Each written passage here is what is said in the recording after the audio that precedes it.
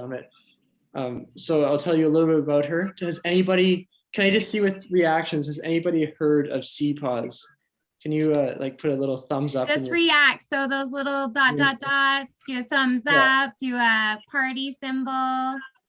Great, yeah, I see a lot of them. CPAWS is the Canadian Parks and Wilderness Society.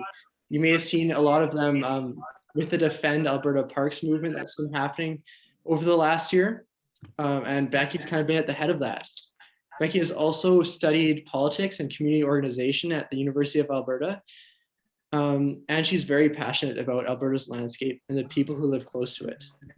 So welcome, Becky, to the workshop, and thank you for coming. Yeah, thanks so much for having me. Excited to be back. I cannot share screen while other participants are sharing. So I do have slides. So whoever is sharing, please stop and I can do that.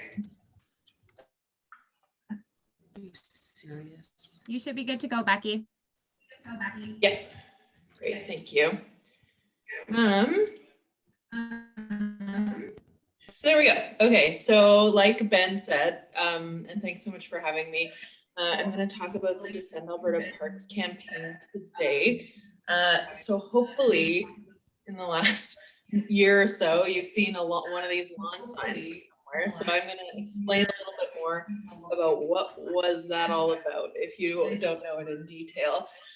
And kind of some of the logic and strategy behind it. And I do just want to acknowledge, I really appreciate Alex's land acknowledgement off the top. And I do want to acknowledge that both national and provincial parks have been established on the displacement of Indigenous people across the country, and Alberta is no exception.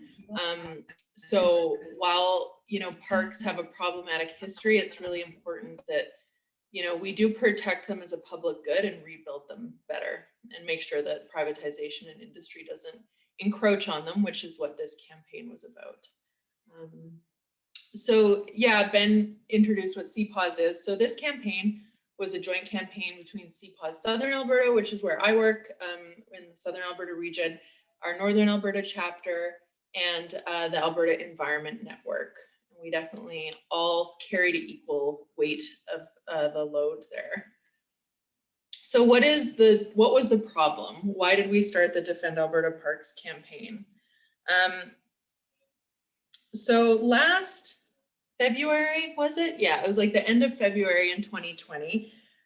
The government announced that they would be removing 164 parks from the system and closing another 20. And at the time, that number accounted for a third of the parks within the system. And lots of these parks were smaller provincial recreation areas, which are frequently parking lots or they're staging areas, but they're still really important because they're that way that we safely and responsibly recreate. And lots of people, outhouses, parking, garbage cans, garbage collection, that's really important to making sure people are responsibly behaving on the landscape. And so closing a third of these was really problematic. The closure of privatization, this plan also included the closure or privatization of over 4,000 campsites. And as you know, 2020 was probably a really bad year to limit the outdoor recreation options for people, because what else did we have to do? Not much. So this is a map that we put together. It showed what areas were the most impacted by campground closures and privatizations. As you can see, Kananaskis accounts for a huge number of them that were planned to be privatized. So closed areas would have been closed to the public. So those 20 campgrounds that 20 parks and campgrounds they were closing, those were going to be closed to the public outright. And parks that were removed from the park system would lose their protected area status. So when we were getting a lot of pushback from the government on this, they were saying, no, they'll still remain public. But it's really important to remember that a public land is not the same as a protected area. So recategorizing protected areas to public lands removes their protected status. This opens the sites to industrial development and other environmentally risky activities.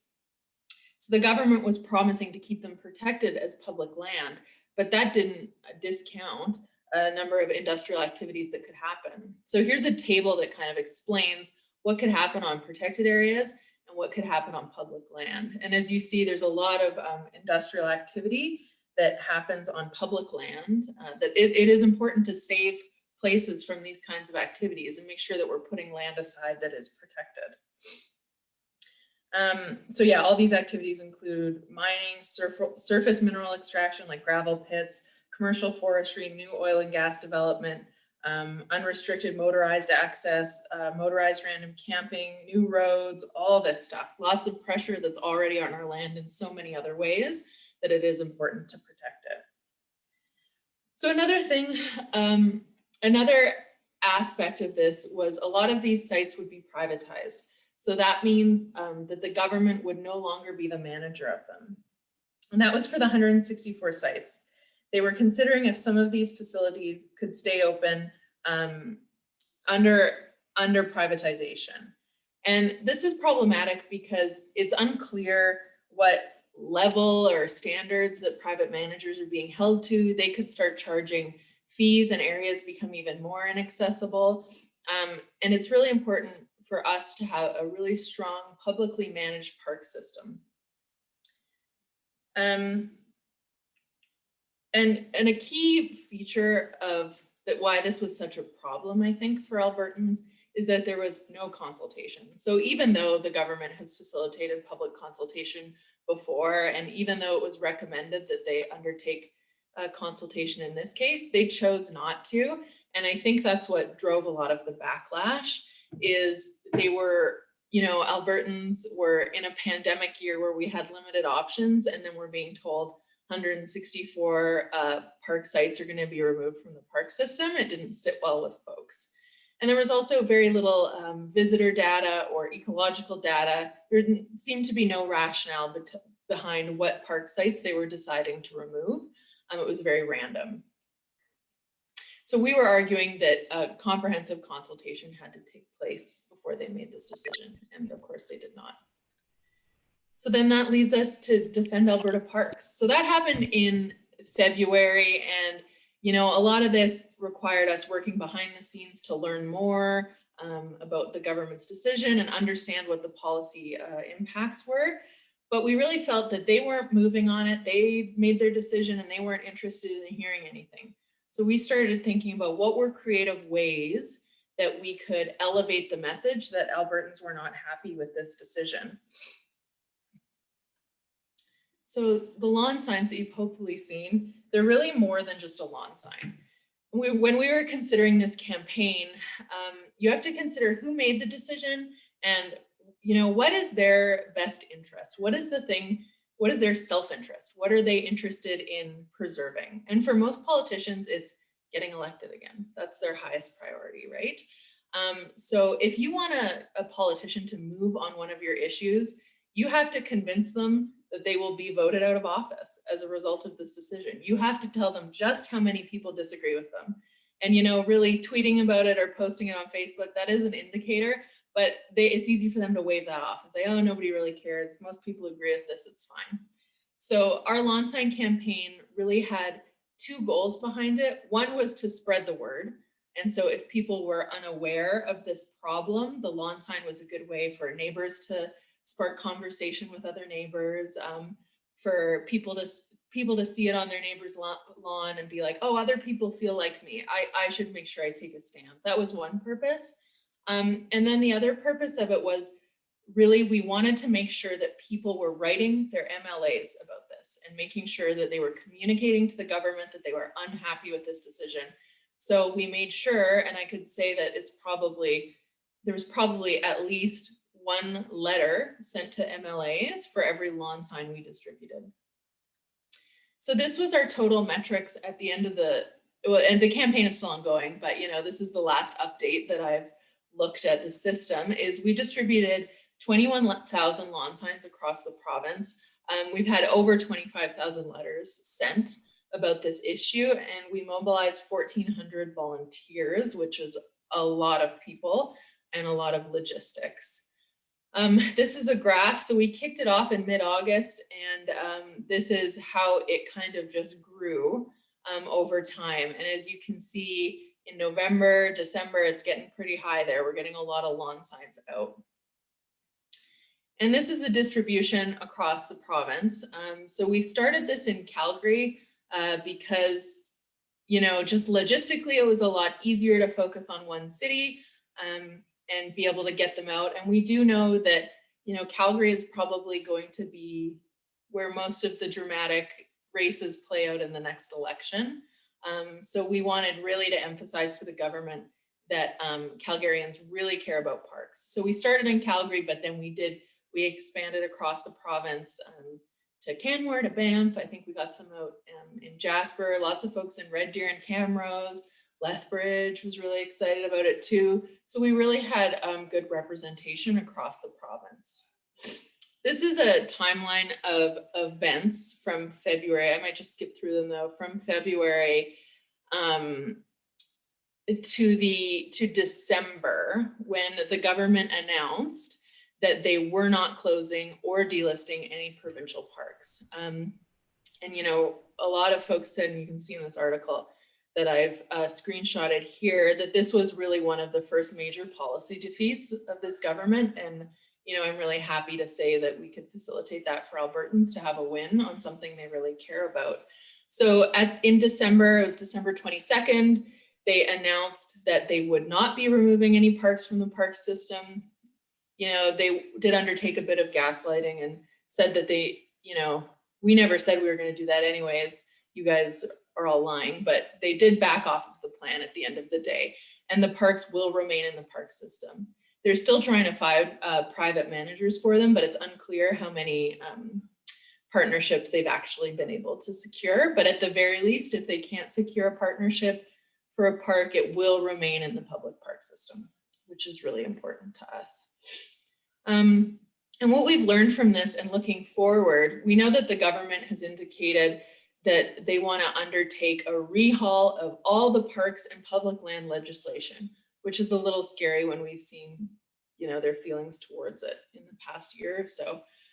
But what I think is really important is that we've shown both ourselves, our community, and the government that we have a really strong group of Albertans who are ready to like hit the ground running, hit the streets, volunteer, call their MLAs because they care about parks and they care about public land. And we just see how motivated people are. And I hope that that has left an impression on the government if they choose to do anything to the parks legislation again. Hopefully it makes them think twice about it. So my discussion question, and yeah, feel free, I think there might be questions coming up and I can stick around to address those. But my discussion question was, you know, most of you tuning in, you're probably under voting age. And I know that when I was under voting age, that was a major source of angst for myself that I couldn't participate in the political process. But of course, there are many ways to participate, lawn signs being just one of them. So my question is, when voting isn't an option, what are creative and alternative ways to communicate to the government how you feel about a policy? So like, if you weren't going to do a lawn sign, what's something else that you would do that would tell the government you either agree or disagree with them? That's my question. Awesome. Thank you so much, Becky. So Alex, I'll get you to pop up our slides there just so everyone can take a look at Becky's question again. Thank you so much for your presentation, Becky. That was super illuminating. We know that we had a lawn sign, so. We do have a minute, so if somebody has a question for Becky, feel free to type that in the chat or unmute yourselves. Turn on your video if you're not a student and you have permission to live stream that. Anybody have any questions for Becky? We also have some answers coming in the chat with ways that you can voice your opinion besides lawn signs. And Liam H said, voting with your money and with your voice and platform. So, Shay from SMHS said, making your voice heard through petitions, protests, writing letters to local elected officials. That's a great one as well. Mr. Rob said, from students, this is a question for you, Becky. How does CPAWS feel about the Kananaskis user fee? Do Indigenous people have to pay the fee? Yeah, that's a great question. That's something that happened this week that's very related to parks. So Indigenous people do not have to pay the user fee. And they are also exempt from paying the new Crown land camping fee as well. We have mixed feelings about the user fee. We acknowledge the reality of increased visitation to Kananaskis and the pressure that puts both on parks, park staff, the system, the environment. We totally get that. And it's like kind of at a point where it's coming to a head and something needs to be done about it. It just needs to be guaranteed that the money is being spent on conservation in Kananaskis and longer term solutions that aren't just band-aids. Like hiring more staff is what they're doing with this money immediately, which is great. But maybe some long-term visitor management planning that they do in the national parks. They haven't done that yet for areas like Kananaskis. I think that'd be a great way to spend the money. And also, like, it should be noted that Kananaskis is a mixed use area, so it's not just one park. It has public land within the borders of Kananaskis as well. And on that public land, there's currently a lot of industrial activity, including really intensive forestry and logging. And I would be really interested if we're now paying this conservation fee in Kananaskis, how that industrial activity is going to be allowed to continue. I think it's a very interesting question. It's a really complicated issue. Yeah. So just kind of tune into where the money's going and ask questions is kind of something that Becky just chimed in with there. Thank you so much, Becky. So I'm going to assign everyone to breakout rooms. We're going to be talking about when voting is not an option, what are other ways besides lawn signs that you can get your voices known, aka how can you elevate your youth voice? Mallory, do you think it'd be better, just because we're running out of time, just to go to the next one? Because we already have a lot of answers in chat. Sure. Yeah, let's do that. So do you want to give Michelle's introduction then? Yeah. Also, I'm just going to add, Linda said maybe the money could go towards fixing the Smith Dorian Trail. That's interesting. Just a special trail to your class, I'm assuming. And Ben, we also had Thomas chiming in and say, will the user fee block lower income individuals from visiting these places? But back on topic, we're going to pass the mic over to Michelle Holland. I'll let you start with her introduction. Yeah. So thank you again, Becky, for talking. So Michelle Holland is a youth leadership specialist with the Wild Outside program from the Canadian Wildlife Federation. She's passionate about land conservation and building up our communities in a sustainable way, with a lot of experience in environmental education, as well as field work doing land stewardship. She continues to work with our communities to help connect people with their landscape. So welcome, Michelle, to the Youth Network. Awesome, thank you. And then I'm just going to share my slide here if the presentation is done. Just a second here. All right. Everyone can see that okay? Yeah, it's great. Perfect. Yeah, so today we're going to talk a little bit more about land stewardship and partnerships as it directly relates to the Wild Outside program that I work with. So I just wanted to quickly introduce myself. So like Benjamin mentioned, my name is Michelle Holland. My pronouns are she and her. And I work with the Canadian Wildlife Federation as a youth leadership specialist. I'm here in Edmonton, so greetings from Treaty 6 territory. But don't worry, the program's also in Calgary. And I bring about 9 years of environmental education experience working with governments and nonprofits. So just a little bit about me before we kind of hit the ground running.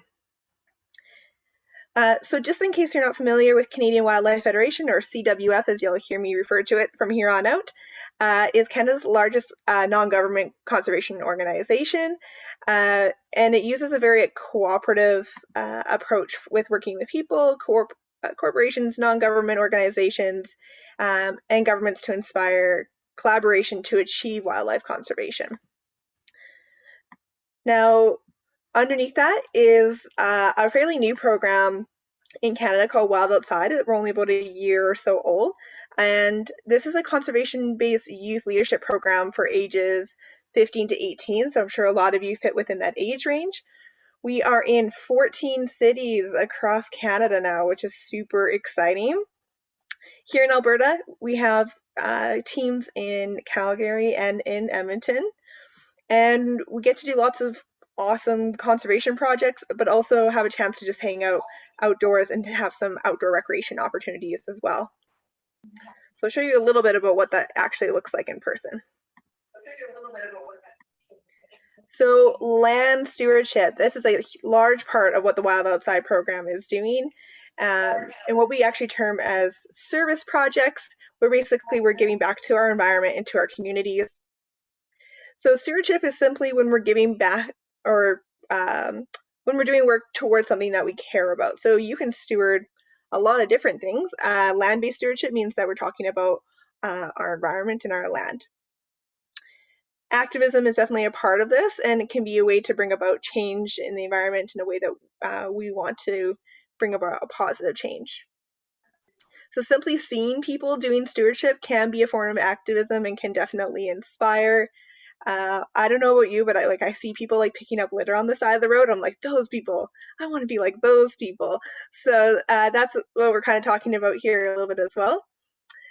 And all of these activities are really driven by the interests of youth. So at the beginning, of course, us leaders were leading the way, but as our youth get more and more involved and want to take on more leadership roles, they're definitely bringing ideas to the table, and then we find the partnerships to make it happen. So if people are seeing things that are happening in their communities that they want to be a part of, or a brand new idea, both are things that we can roll with. So some examples of some land stewardship, these are all from our not just some free photos off the internet. So starting from the bottom left there, we're doing some barbed wire removal. So fairly new photo. Pulling invasive plants, that was just last year. Pulling some area, we are just this past weekend, so I didn't get to update that photo, but those are some examples of what the land-based stewardship that we're doing looks like. All right. Yes, I just got a notification that my internet is being a little glitchy on me. It sounds like it's better right now, so. Okay, yeah, it usually does. It's better right now, so keep going. Perfect.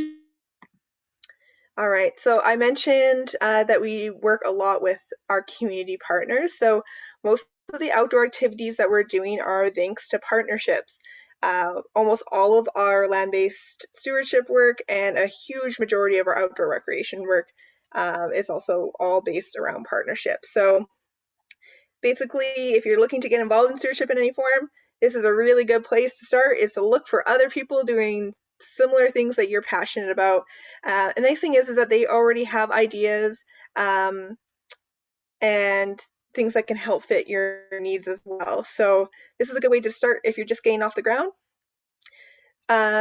Supporting community and organizations that help that need help from others, and then they can help support you. So if you're supporting like a smaller community group, chances are they need your help. So you can kind of start this two-way street.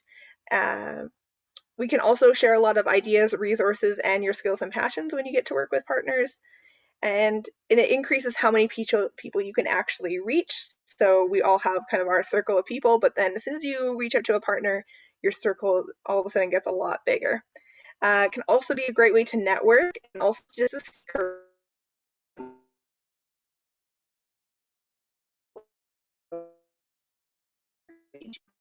and actually where I got into my career as well was all from volunteer work and stewardship. All right, so you're looking to connect with partners, look for organizations who speak to you, so their interests, passions, and how they want to take action.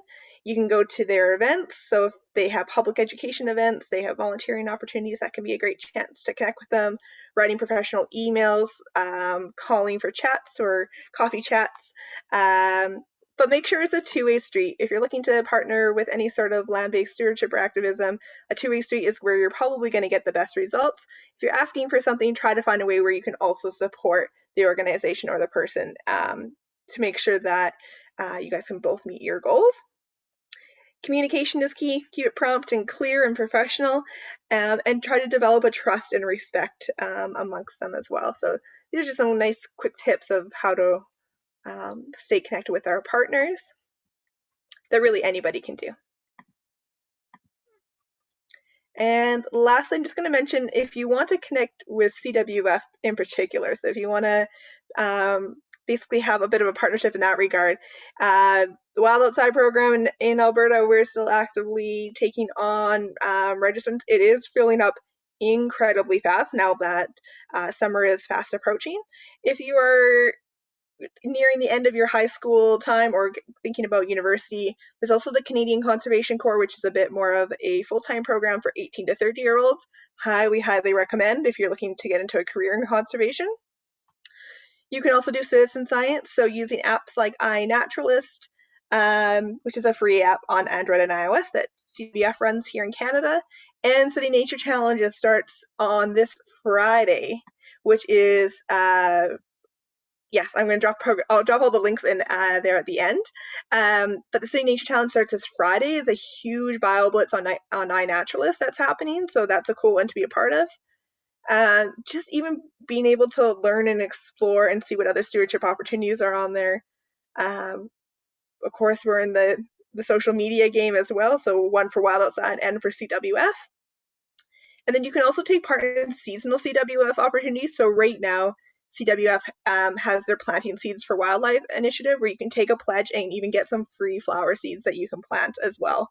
So that are ones that are safe to plant as well, not like the ones on the Cheerio boxes that you don't know what you're getting. So these are some safe flowers that you can plant. So those are just some ways that the organization that I work is helping you connect to land-based stewardship, if you like. And yeah, I'll make sure I put in links for all of those resources as well for everyone. Great. Thank you so much for joining us and sharing us what land stewardship means, Michelle, from Wild Outside and CWF. Alex, if you just want to click back on our main slides, I'm going to pop that question that she asked up onto the screen, just so that we have enough time for Carla Bitz's presentation from the town of Banff. I'm just going to invite you all to think of an organization in your community and type it in the chat. And guess what? You have the benefit of the internet on your side. So if you can't think of a nonprofit or an environmental organization or a land stewardship organization, you can always use the internet. Or I'll give you another hint. Think of the two presenters that we've had here today. Those are a couple land-based organizations that you could work with. While Michelle Holland is putting in those links, do we have any other people that might think of a community organization in their community? It could be a watershed organization.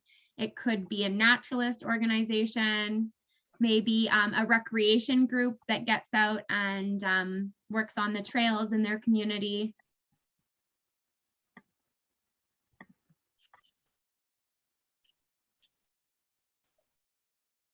I'll give you a little bit more time and I will pass the mic over to Ben, who is going to introduce our next speaker. Okay, yeah. Yeah, let's wait for some answers. Okay, so while our final form of activism that we're going to talk about is business. So Carla Bitz is going to speak about, where's my mic on? It is great. Carla Bitz is going to speak about how businesses can be an effective mode of environmental activism. So just a little bit about her. Carla coordinated the town of Banff's zero waste initiatives, supporting the community's goal to divert 70% of waste by 2028 and send zero waste to the landfill in Banff by 2050. It's a pretty big goal. Carla's childhood growing up in Banff was the basis of her appreciation of the mountains and it's what drives her passion towards her work today. So Carla Bitz, sorry. Get blitz all the time. It's all good. I will share my screen. All right. Hello, everybody. Can I get a thumbs up that people see my screen okay? Woohoo. All right. Thanks so much for letting me join your workshop. I don't get to do stuff that's quite this interesting every day. I do love my job, but I've been super inspired by hearing everything everyone else is up to and your insightful questions in the breakout rooms. So thanks so much. Yeah, as Ben mentioned, my name is Carla and I coordinate the Town of Banff Zero Waste programs. And I'm located in Banff National Park, which is obviously a pretty popular tourism destination. And we're also a UNESCO World Heritage Site. We are also located on Treaty 7 territory. Yeah, so who here, maybe just, I wanted to try to make this interactive. I know it's a bit challenging on Zoom and with screen sharing, so I can't necessarily see everyone's icons, but have people been to Banff before? I know we have people here from across Alberta, but I'm assuming a lot. If you can put your little thumbs up like symbol if you've been to Banff, that would be kind of cool. Okay, Awesome. lots of people have been to Banff. We have 1, 2, 3, 4, 5, Thanks, 6, Mallory. You can 7. see them. That Oh, helps. 8, 9, 10, 11, 12, and then the thumbs up are disappearing and new ones are reappearing. Cool. Well, I'm hopeful that maybe the next time people come to Banff, you might look at us a little bit differently after hearing about our zero waste programs and maybe want to get involved. So yeah, I will speak today about how businesses in Banff are taking action on the issue of zero waste and what that looks like, and maybe how folks could encourage businesses in your community to also take action because they have a pretty powerful voice. So just a little bit before delving into the business activism component, I wanted to just talk about the big picture of the issue of waste. So can anyone, you can just write it in the chat, can anyone tell me what's in this photo, or can you see what's in this bin? If Mallory could shout it out if anyone gets it, that would be helpful because I can't see the chat. I'll monitor. Mr. Rock says Hummus. We have some hummus. Hummus Yeah, bin, okay. hummus. Yes, lots of people guessed it right. So this is hummus, and I won't make you guess, but this is from a documentary called Just Eat It that I frequently get recurring nightmares from thinking about this scene in particular, because everyone would probably be surprised to know this hummus was 2 weeks away from its expiry date, meaning it was still, you still could have eaten it for 2 weeks and it would have been perfectly good to eat, and probably even then some. So this is just a little bit about the big picture of the challenge of waste we have on our hands. It can be pretty overwhelming, and for me, this hummus scene in this documentary was one of the things that got me thinking about waste, and now I find it difficult to stop thinking about it. So yeah, I would recommend watching Just Eat It. It's available on YouTube for free, I believe. It's about a couple in Vancouver who lives for 3 months off of food from dumpsters that would have otherwise been going to waste. And I wanted one more trivia question, if anyone can write in the chat. Does anyone know where this photo was maybe taken? And I'll give you a hint. It's in Banff National Park. It's a popular trailhead in Banff National Park. Any guesses coming through here? No guesses so far. No guesses. Okay, I'll give this one away for the sake of time. This was actually a picture taken at Johnston Canyon. And for those who don't know, this is a wolf. Obviously, you can tell the wolf has a plastic water bottle in its mouth. And there's a lot of things that are wrong with this photo. Just the idea of single-use plastics in general is something we're trying to get away from. And as well, I think Tim and Jarrett in their presentation spoke a lot to the relationship of humans and wildlife in the parks and how important it is that we respect wildlife. So this is one of the core reasons in Banff that we're looking to get away from creating waste. Is this is the situation we don't want to create. So coming back to kind of the town of Banff and business activism, this is the real goal. You guys have been to Banff. It's a beautiful place. I live here. It doesn't get old for me. Every day I still appreciate the beauty so much. And when we see garbage, whether that's on the trails or in other areas that we're creating as residents or businesses, we know that's something we need to get away from to keep Banff beautiful and keep it pristine and special. So the town of Banff is a really cool municipality. I'm very lucky to get to work there. Our council adopted these goals that Ben had mentioned in the intro around waste diversion, which means recycling and compost. And that's probably something that you guys are all quite familiar with. Another thing we're really trying to push for is not just around getting waste diverted, but also just stopping it from happening in the first place. So how do we actually disrupt the system and just stop creating all this junk? It's a big question, but it's an important one. And while we're getting better at recycling and composting, I'd encourage everyone on this call to also just do a little bit of a rethink. And that's kind of what this next slide is about here.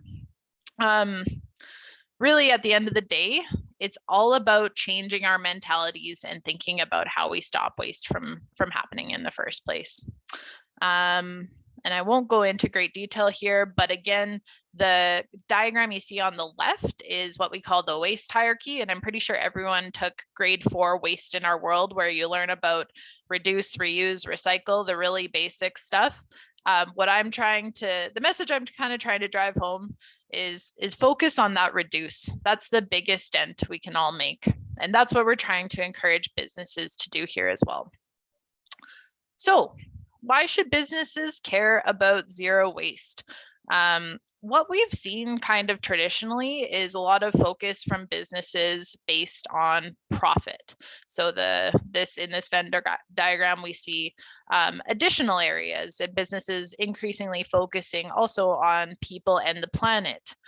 Some of them making it more of a priority than others. But at the end of the day, most businesses at this point in time have some sort of a corporate social responsibility model that requires them to think about both the environment and their social and people responsibility.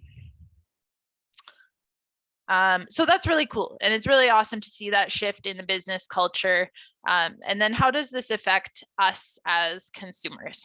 And I don't know about you guys, but for me, when I identify as a consumer, that makes me cringe a little bit. I don't necessarily like the word consumer.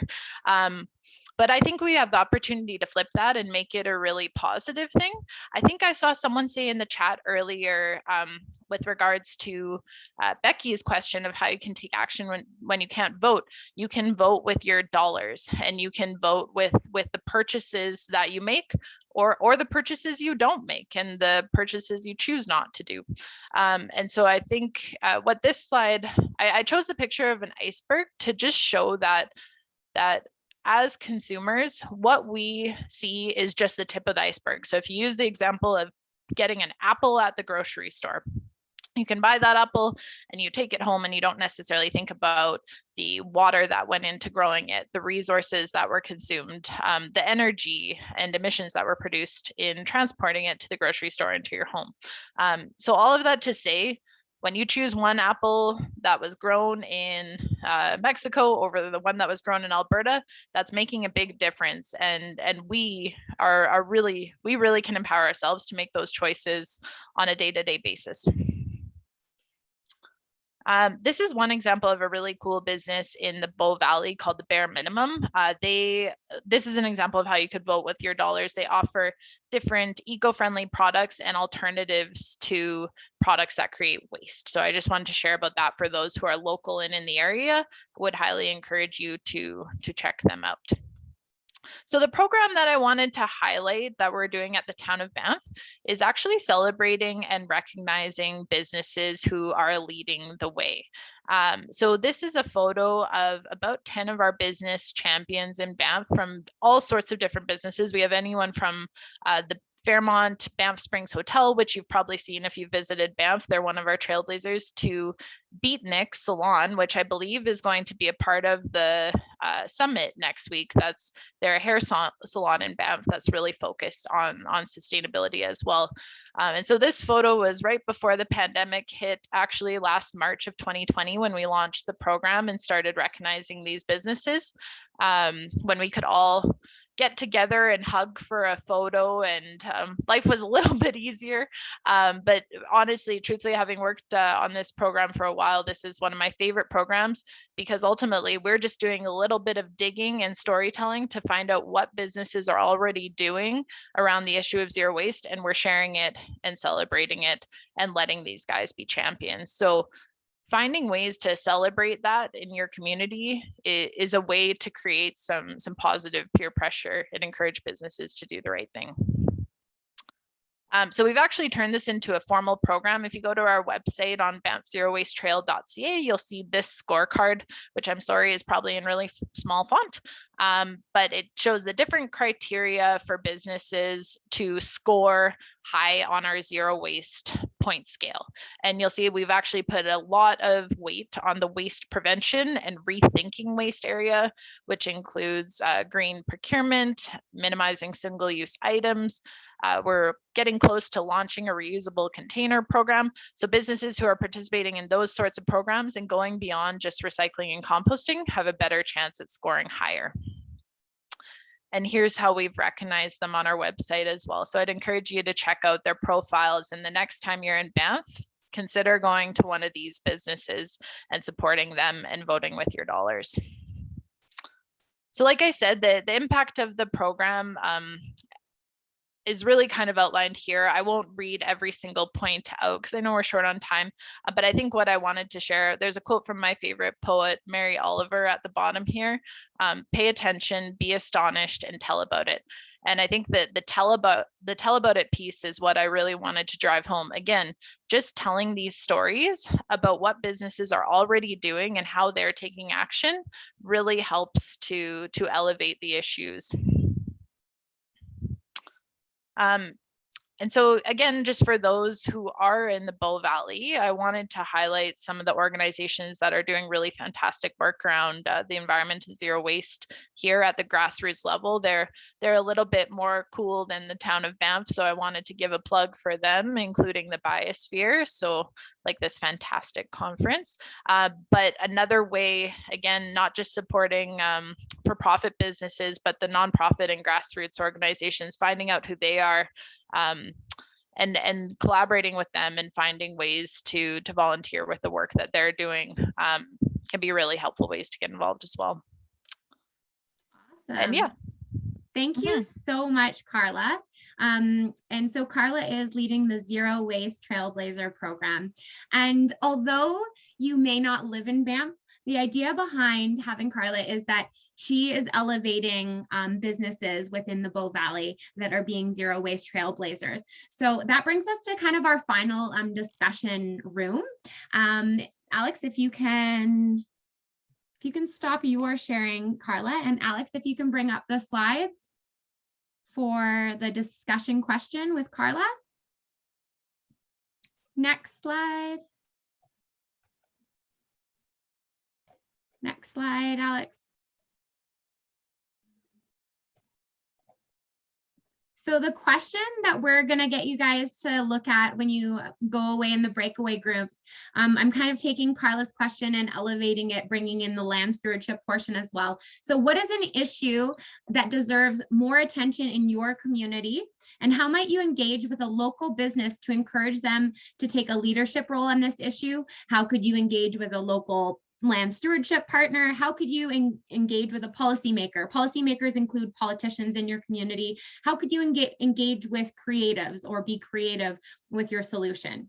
So taking everything you've learned and kind of talking about an issue that deserves some attention in your community, and brainstorm some ways of activism around that issue, taking what you've learned today.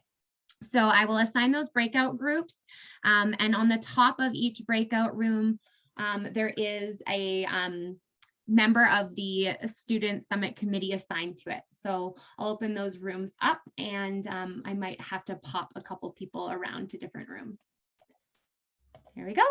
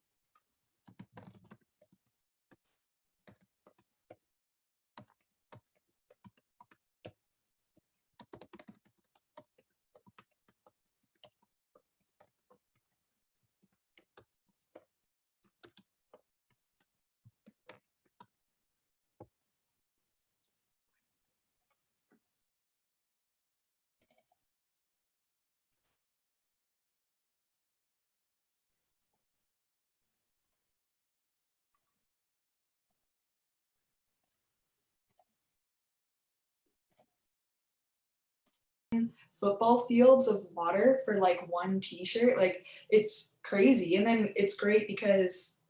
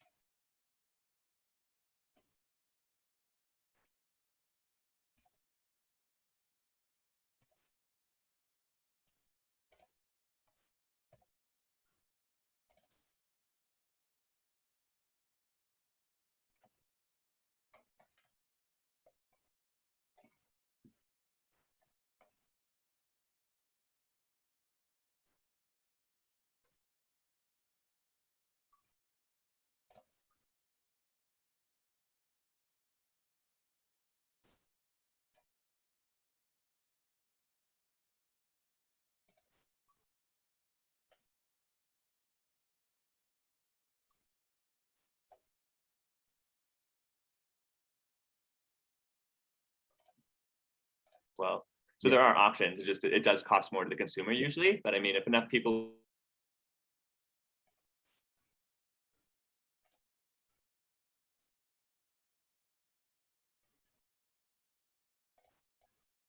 their products, but I still think it's a big issue. Yeah, I think people need to also put in perspective.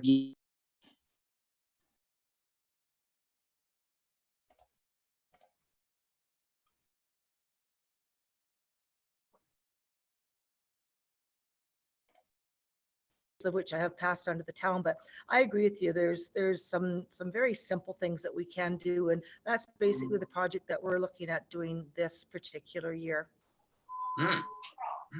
Yeah, that sounds good. Could I ask possibly what the trash can situations or waste disposal situations look like on that path? Are they easily accessible? Well, it's kind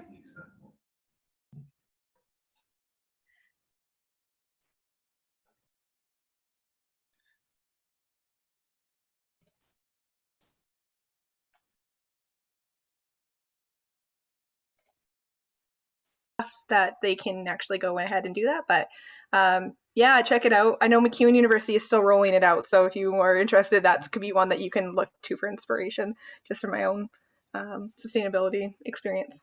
Yeah, I'll definitely check it out because like Ben said too, I'm going to university next year as well. So I'll see if they, if Dalhousie might be doing the same thing.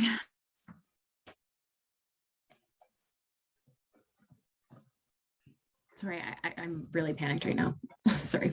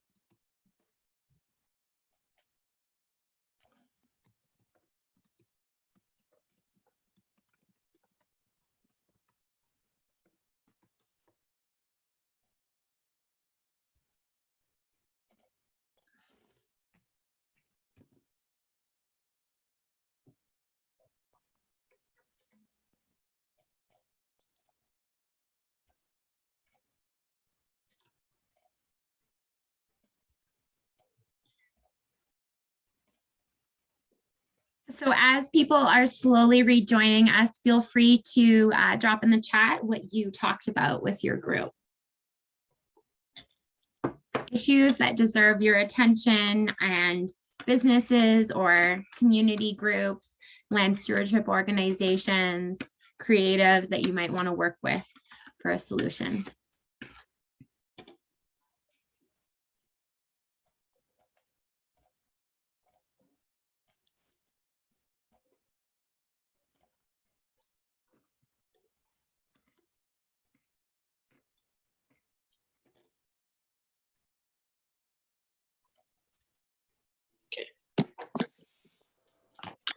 So like I said, if you're just rejoining us, feel free to drop in the chat some of the community issues that you shared within your group. We definitely want to hear a diverse amount of perspectives. Ben, why don't you kick off and kind of summarize what your group talked about?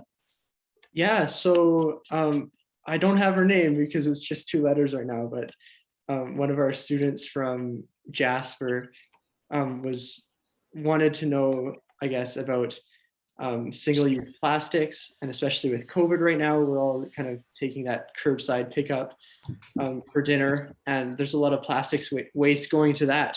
So we kind of talked about that as a problem, and one, I guess, solution that we had specifically in universities for single-use plastics was this green tray program, where I guess all the food in the cafeteria. I was gonna talk because I was talking and he asked me a question.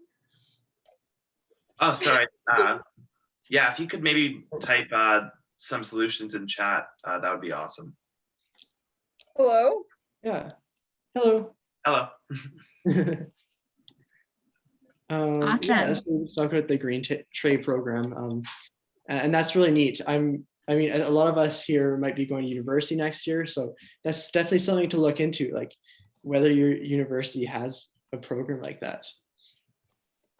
If not, anything else you guys talked about?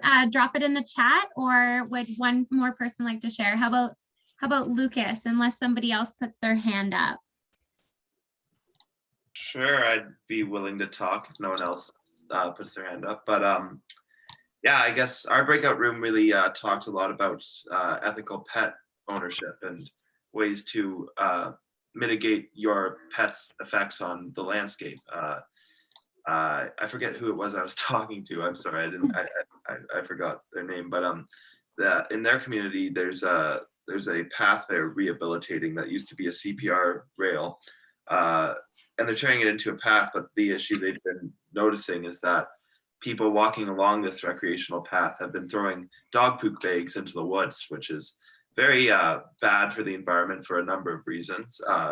The plastics themselves, they don't decompose. They just break down to microplastics, and that can harm the environment.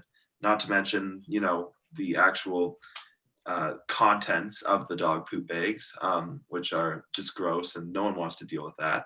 And Lucas, did you get as far as any solutions? Yeah, well, we were talking a lot about just making sure that like the proper method of disposing this is easily accessible, like making sure there's easily accessible trash cans and easily accessible you know, waste disposal, because and making sure on top of that that there's a bit of an education component as well. Awesome. Well, that will have to sum it up. I'm going to pass the mic over to Ben to kind of summarize everything that we've learned today. Alex, next slide. Great. So it's just the title slide. Yeah, so we heard about from 5 different people about so many different types of activism. We had land connectivity and, I guess, artistic activism. We had business activism. We had policy-based activism, and I guess we had kind of land-based activism. We heard from Wild Outside, Y to Y, the Stoney Nakoda Audiovisual Club, Canadian Parks and Wilderness Society, and the town of Banff, which is quite an amazing day and quite amazing to get done all in one day. So yeah, we hope that you kind of found some sort of activism or some sort of project that you might be interested in. Just in the chat now, if you are interested, for example, in the disposable or reusable container program, there's some resources there. And that kind of ties in perfectly with a plug for our upcoming summit. So Alex, I'll get you to go to the slide that says coming up next. We acknowledge that we might ramble on for a little bit because we're really excited about this.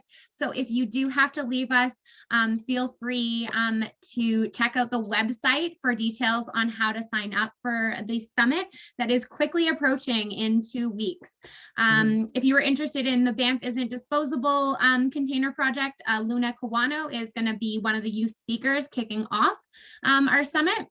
And we also have a action challenge on our social media Instagram, which will be dropping on May 1st, which is this Saturday. So you'll be able to tune into that. So if you haven't already followed us on @Canadian Rockies Youth Network with all those weird underscores, definitely follow us. We're posting on the daily basis leading up to the summit. And I'm going to pass the mic over to Ben to tell us a little bit more about the highlights of the summit.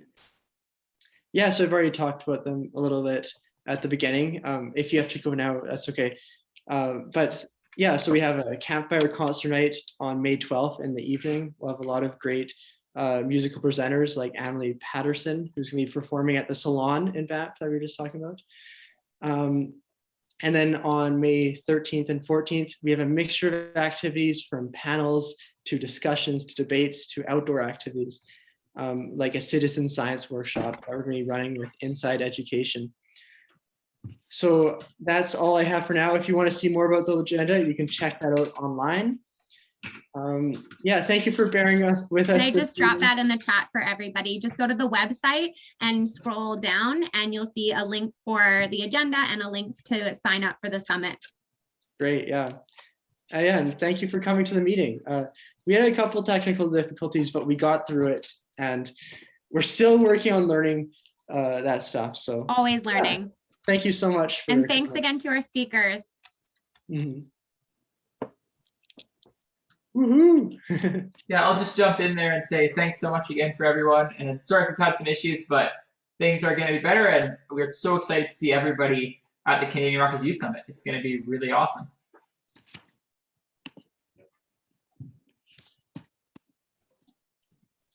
And I'm just gonna try drop the sign up link in the chat. Right. I think most people are. Yeah, probably, but yeah. Who knows? Just in case. Hey, hi, yeah, I want to say thank you for having me and for the AV Club. And yeah, I was just like enjoying all the incredible people actually really talking about the important things. And then it's such a good feeling and such a blessing that to have really good people around every day and to see continuing what's going on. And yes, and I just want to say thank you. And I don't see Tim anymore, but see you, Tim. Hope we'll work again. But anyway, all right, see you guys. Thanks, Jarrett. Thank you so much for coming.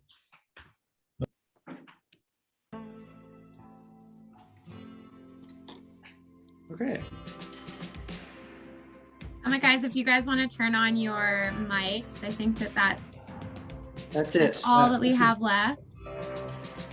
Thanks for coming, Joe. Hey, I'm here. Yeah, so did the music end up coming through in the end? I'm gonna end the live stream soon, I think. Cool. We had a few issues, but it worked out. Alex, I think we need to make this simple for the summit. Yeah, well, no, Yeah, here, I'll get into that in a second. We're not going to have it. I've made an executive decision. And we can decide just as a democracy. But I think that if we add that Cipro tech or whatever, that's going to really complicate things if anything goes wrong on your end. So I want to simplify it. Our speakers will be joining us through Zoom. I don't care if their video sucks. Yeah, well, so the only issue with that is then we're going to end up having that as two windows where we have like the speaker side beside each other where they'll be able to see themselves. What if we just get like everybody to run their own presentation slides? So no, that still causes the same issue because the only way for us to stream them is for them they'll have to see themselves. But I don't really care because the stream is just for the public. So if they're tuning in, they're probably tuning in for one workshop or something. Yeah, no, not to the public, but I mean like the speakers will see themselves twice, if that makes here, I'll show you what I mean. Like they'll have like what we've been doing on these, where if we do it the other way, they won't be seeing themselves. But if we do it this way, they'll end up seeing themselves like double, if that makes sense. Yeah, like it will be if they see themselves two times though, because we won't, right? Yeah, we will. Like everyone will. So like it'll end up looking like this. Let me switch my inputs so that you can see this. And so Alex, I know that you want to re-record record the land acknowledgement because the audio quality isn't good, but I'd rather you just post it because we still don't have workshop 3 up, and the idea is to have them all up so people can. Oh yeah, hear no, more. it's up right now. Yeah, so Okay. they'll end up looking like this when they're talking, which is the problem. But wouldn't, like, what if we didn't use your screen and I just like did broadcasted for me and then I also shared my screen? But then we can't share it to the then we can't live stream it. If that makes sense. So what have we been doing all this time though? We've been live streaming it. But we've been showing them like this. But what if they've been seeing like this where they have 2 windows. Yeah, so we'll just do that. We'll make sure that there's a slide that says who they are, and we'll do it the way that we've been doing it all along. And, like, potentially, if you don't want this too, like we could just do like I wonder if you could even just do that on your own, like not in the Zoom call. Do and which? then, like, don't even show the screen on the Zoom call, but have it going, right? Does that make sense? Yeah, maybe. Anyway, we can talk about it later. And go over it. But yeah, I'm sure we can figure out how to do we just have a lot of technical difficulties, and when I have to ask you to switch the slide, it doesn't no, we definitely won't do the slides this way for the actual one for sure. And also, I think just having everybody in the Zoom call, it makes it easy to. Yeah, just we can bring if it all goes wrong, we can all fix it. It's just not just one person. The one thing that I'll play around with, and like I welcome other people, I'll give you the login information, but like looking at the settings on the Zoom and getting comfortable with like all of the Zoom controls, because all of you guys will be a part of it. So like there's going to be, I think what I'll do is I'll create a spreadsheet where one person is responsible for monitoring the chat.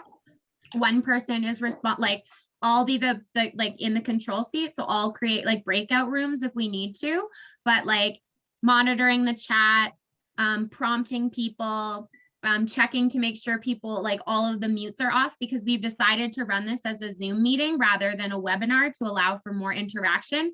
But it does mean that we have to kind of monitor things a little bit more. Yeah, I think that's a great idea, to have a few dedicated people to do that. Well, that's what I think everybody that is like, all of you guys will be.